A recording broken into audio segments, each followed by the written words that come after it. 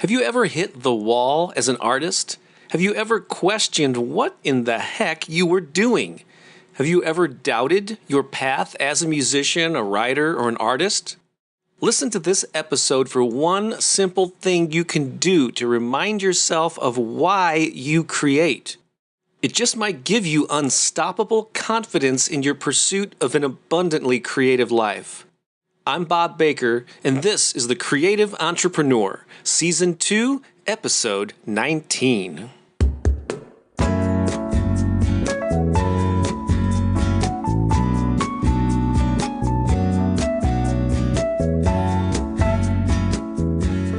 So it is a beautiful spring day in St. Louis, Missouri, my hometown, and I am taking a walk and using this opportunity to not only enjoy the fresh air and the beautiful weather, but also to deliver a message to you. Something I've been thinking about a lot lately.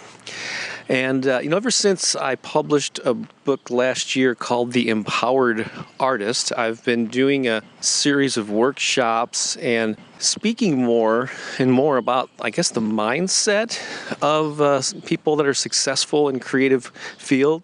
And there's one particular thing that I've been focusing on that's actually been resonating really well with the people that have experienced it, whether it's in live workshops or in online forums and in the many ways that I've presented this over the past year or so. And basically it comes down to the value that you place on not only yourself as an artist, but the value that what you create delivers to the people who are exposed to it.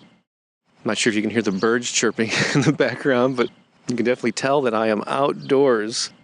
I'll pause the recording if I come across a lawnmower, but I don't want it to be too distracting.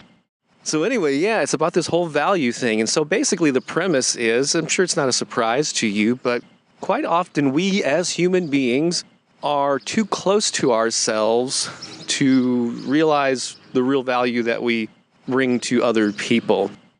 And it seems to be especially true with artists who basically just take themselves for granted. And this isn't a horrible thing. I mean, some of it's based maybe on some self-worth or self-confidence issues, but it's just, human nature. Just think about any type of a long-term relationship that you've been in, whether that's with a romantic partner or a coworker or a business partner or whatever, or your kids, your parents. The more time you spend around somebody, the more you sort of take them for granted, whether you do it consciously or unconsciously. Things that are familiar to us lose their luster, and so we're closer to no one else but ourselves. And so this value proposition that I'm speaking of, it has all sorts of effects. And so what if you sort of take your talent for granted, or you take how people respond to it? You don't realize maybe the benefit that your fans and your customers and your clients get from you. How does that affect the way that you show up? How does that affect your confidence in promoting it or selling it or just engaging in your art to begin with? So understanding this value that you deliver pays huge dividends when you sort of understand it and get it. And so in these workshops, I pair people up and have them ask each other a series of questions that really sort of brings out things that they normally don't think about as far as the value and the benefit that their music, their art, their writing delivers to the end user. But there's one little thing in particular that I'd like to share with you that's a great way to remind yourself of the value that you offer the world.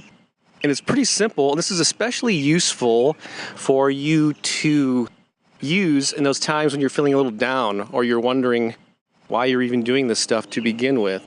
So here's the little tip for you. Whenever you get an email or a text or a comment on social media where someone is praising your work and how it has impacted them, save that thing. You can either print it off, you can label it in your email, you can take a screenshot of it.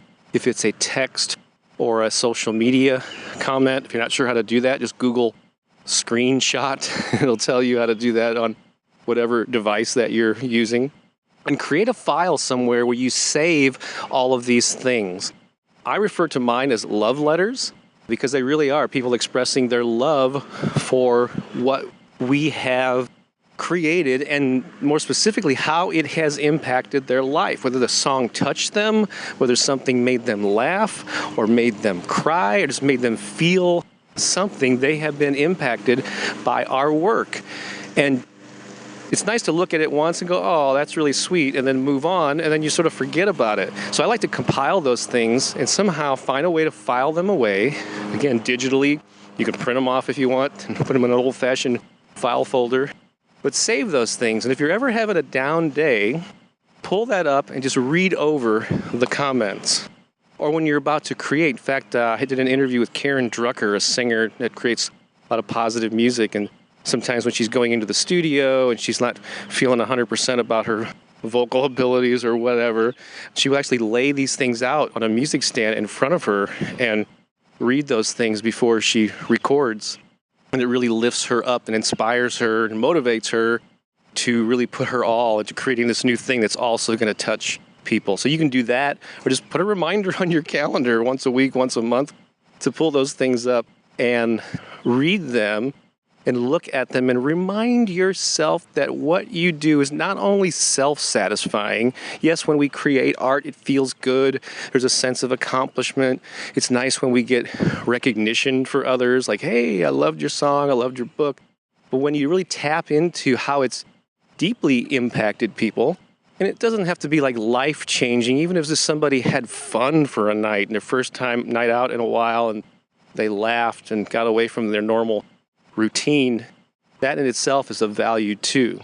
And so that is my recommendation for you. Start a love letters file, and you have to be pretty aware and diligent with this. When you get those comments, just get in a habit of collecting them and filing them away.